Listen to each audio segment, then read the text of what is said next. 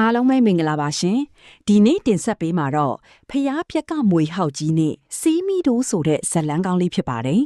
ဇလန်းလေးမစခင် like and follow လေးလုပ်ပေးကြပါလို့တောင်းဆိုပါရစေဇလန်းလေးစလိုက်ကြရအောင်ရွာဦးကတစ်ပင်ကြီးတွေဝင်းရံထားတဲ့ကုန်းမြင့်ပေါ်မှာ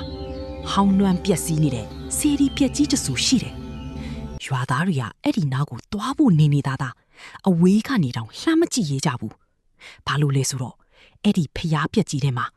လူတရက်မကကြီးမားတဲ့မွေဟောင်မဲကြီးတစ်ကောင်ခိုးအောင်နေလို့ပဲရိုက်ဟေးရိုက်တပ်ပြက်ကြလူကိုအန်ဒီရပြုတ်မဲ့တတ်တော်ရွာနားမှာမထားနိုင်ဘူးတဏီညနေမှာတော့တုတ်တွေဓားတွေကင်ထားတဲ့ရွာသားတစုဟာဖျားပြက်စီကိုဒေါသတကြီးချီတက်လာကြတယ်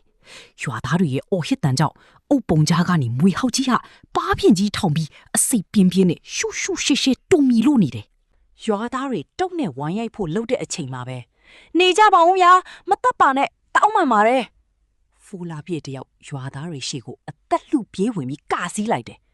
မင်းဖဲ့ဆန်းဖိုးလာပြည့်ဒါမွေဟောက်ဗျာကိုက်ရင်တေးမှာဟူရွာသားတအုပ်ကအော်သည်သူလဲတတ်တော်ပဲဦးလေးရာသူခပြလဲကြောက်လို့အကာအကွယ်ယူနေတာပါကျွန်တော်ကိုယုံပါသူရွာသားတွေကိုရံမပြုတ်စေရပါဘူးကျွန်တော်ကိုယ်တိုင်တောနဲ့ထဲကိုတွားလွတ်ပေးပါမယ်ဖူလာပြည့်ရဲ့စိုးရိမ်တကြီးတောင်းပန်မှုကြောင့်ရွာသားတွေလည်းလက်လျှော့လိုက်ကြရတယ်။ဖိုးလာပြေဟာမွေးကြီးကိုတနာကရုဏာစိတ်အပြည့်နဲ့ကြည့်ပြီးမကြောက်ပါနဲ့ခမညာတားကိုယုံကြည်ပါလို့တိုးတိုးလေးပြောရင်းစံအိတ်ခွန်လေးကိုအသားအရာဖမ်းထေကတောနဲ့ကြီးတွေကိုလိုက်ပို့ပေးခဲ့ပါတယ်။အချိန်3လခန့်အကြာမိုးချုပ်စအချိန်တဲ့ဖိုးလာပြေရဲ့မိခင်ဟာဘာယောဂမှမသိပဲအိယာထဲမှာတုံတုံရင်ရင်နဲ့အမောစွနေခဲ့တာတပတ်ကျော်ပြီရွာကတမားတော်တွေပေးတဲ့ဆေးလည်းမတိုးမြို့ကဆရာဝန်ခေါ်ဖို့ကလည်းစင်းရဲတဲ့ဖိုးလာပြေအတွက်အလှမ်းဝေးလွန်းလာတယ်အဲ့ဒီအချိန်မှာပဲအိမ်ရှိကုပြစ်နာကနေထူးဆန်းတဲ့အတန်တစ်ခုကြားလိုက်ရတယ်ရှူရှူ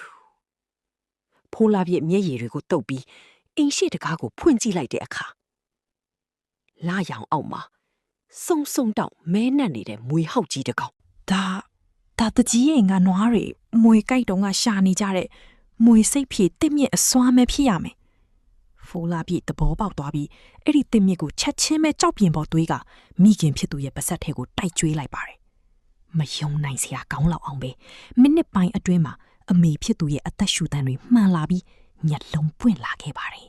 အဲ့ဒီနေ့ကစပြီးဖိုးလာပြေဟာမွေဟောက်ကြီးပေးခဲ့တဲ့အဖိုးတန်စီးမိတို့နီးနဲ့ရွာကဖျားနာသူတွေအစိတ်မိသူတွေကိုအခမဲ့ကုသပေးခဲ့ပါတယ်တတဝါအပေါ်ထားတဲ့စေတနာဟာမိမိထံပြန်လဲအကျိုးပြုတယ်ဆိုတဲ့အတိုင်းဖိုးလာပြေတယောက်တောရွာလေးရဲ့အချစ်ဆုံးအားကိုးရဆုံးတမားတော်ကြီးတူအဖြစ်ဘဝကိုပျော်ရွှင်စွာဖြတ်တန်းသွားပါတော့တယ်အဆုံးထိကြည့်ပေးလို့ကျေးဇူးအများကြီးတင်ပါကျမတို့တင်ဆက်ပေးတဲ့ဇာတ်လမ်းလေးကိုသဘောကျရင် like and follow လုပ်ခဲ့ပေးပါနော်နောက်နေ့တွေမှာလည်းဇာတ်လမ်းလေးတွေနှီးစင်တင်ဆက်ပေးမှာမို့ဆက်လက်အားပေးပါအောင်ရှင်မြန်မာပြည်ကြီးအမြန်ဆုံးအေးချမ်းပါစေ